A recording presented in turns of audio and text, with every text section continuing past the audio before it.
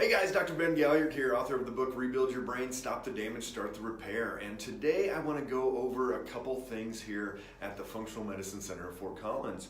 And sleep is absolutely crucial. It's something that we see every day with patients as a concern.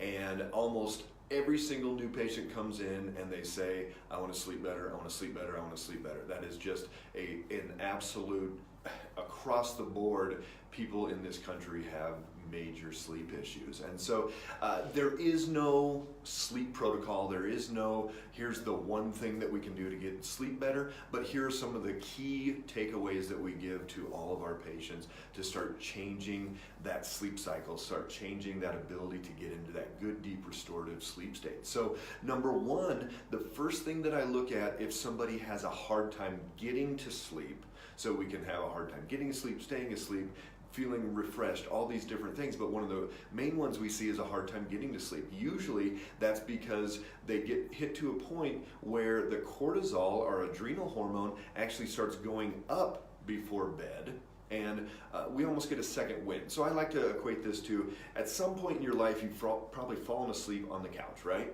So you fall asleep, you're like, holy cow, I'm so tired and I can't even stay awake anymore, and I fall asleep.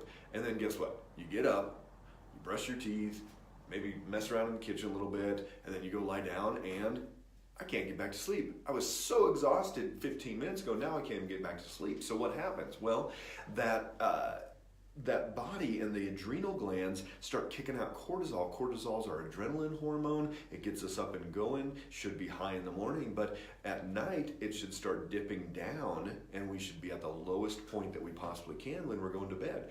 But if it starts kicking up and we get that second wind, then we're going to have a hard time getting to sleep. So cortisol is crucial to get in that balance. So what do I say? I always like to have people be in bed before they're exhausted, before they're like, oh my gosh, I can't go any longer. Catch it while that wave is coming down. Otherwise, if some people wait until it's like, oh my gosh, I can't even go any longer, and they start coming up a little bit, then they're gonna have that harder time getting to sleep. So cortisol, number one, having that good sleep cycle, catching it as that wave is going down versus trying to catch it while it's going up.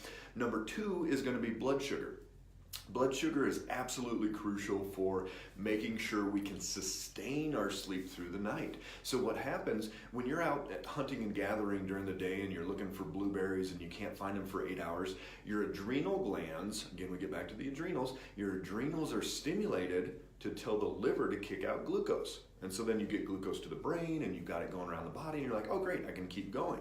And that happens once a week, once every 2 weeks if you're a hunter and gatherer, but in today's day and age in our standard American diet and all the bad things we do to our bodies, that happens maybe multiple times every single day, up, down, up, down, up, down, all the way through that process. So we've got to, one, make sure that blood sugar is not dipping at night. And what does that look like? Well, there's a lot of different things you can do. You can try different snacks before bed, protein, some fats. Some people will do tea with honey, and that actually can stabilize them, even though it's a higher glycemic food. Honey can be helpful there. So there's a lot of different things that can be helpful to sustain that through the night. But get this, it's not just about what you do at night, it's what your blood sugar is doing all day long. So the better and the more sustained you are throughout the day, the less likely you're going to crash at night. But a lot of people, they wake up and they're like, oh my gosh, my brain's going, I've got all this stuff I'm thinking about, but guess what? We live in America. Everybody's got mortgages and jobs and kids and stress. So it's not just, oh, you're waking up and you're having a hard time getting back to sleep because you've got all this on your mind. That's not what's happening. What's happening is you got this adrenaline pumping through you, and now you're like, ooh, I got all this going on. Well, we've all got a lot going on, but you should be able to get up, go to the bathroom, go back to bed, and call it a night. So you've got to keep that blood sugar stable throughout the day, and then try some tricks before bed to try to maintain that as well.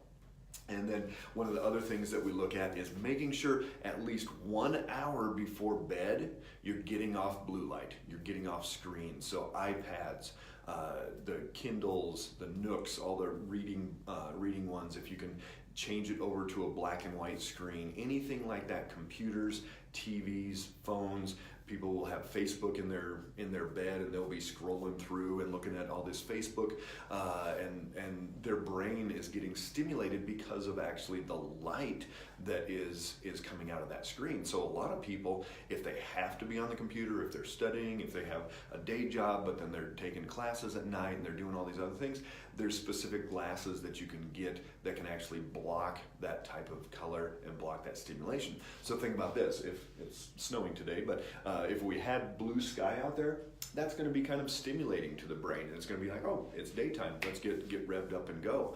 But then we look at the next thing, number 4, is going to be reddish, orangish light is really calming to the brain. And that's why every new patient we start with, we have a gift bag that we give out. And what's in there? A salt lamp.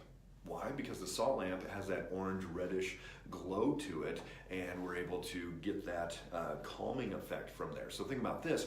As we've evolved, as we've gone from being outside species to inside species, there's been the sunset going. That's orangish, reddish light. There's been lanterns, fireplaces, candles, all these things that go camping and you sit by the campfire. How long can you sit and just watch that flame go before you're like, man, I'm about ready to go to bed? So there's that orange reddish light is very calming. It's telling our brain it is now time to go to bed. So we've got to maintain that good orange reddish light for maybe an hour or so before bed. Start turning your lights down, put them on dimmers, turn them on off, and maybe switch out certain lamps with red or orange light bulbs in there that you can get at Home Depot, any place like that. So no blue light. We want reddish orangish light. Keep that blood sugar stable, and then make sure you're catching that sleep before you hit the bottom, and then it starts jumping back up and you get that adrenaline going. So sleep is absolutely crucial. We repair bone, skin, hair, nails, joints, brain, gut, all these different things. You've got to get good sleep, absolutely crucial. So if you have any questions on this, leave us a message at the bottom. Otherwise, give us a call or email so we can answer any questions that way. If you know anybody at all that's got a sleep issue, we love sharing this information out there. So like or tag somebody in this video, and we'll love to get that information out to there. And have a great day, guys.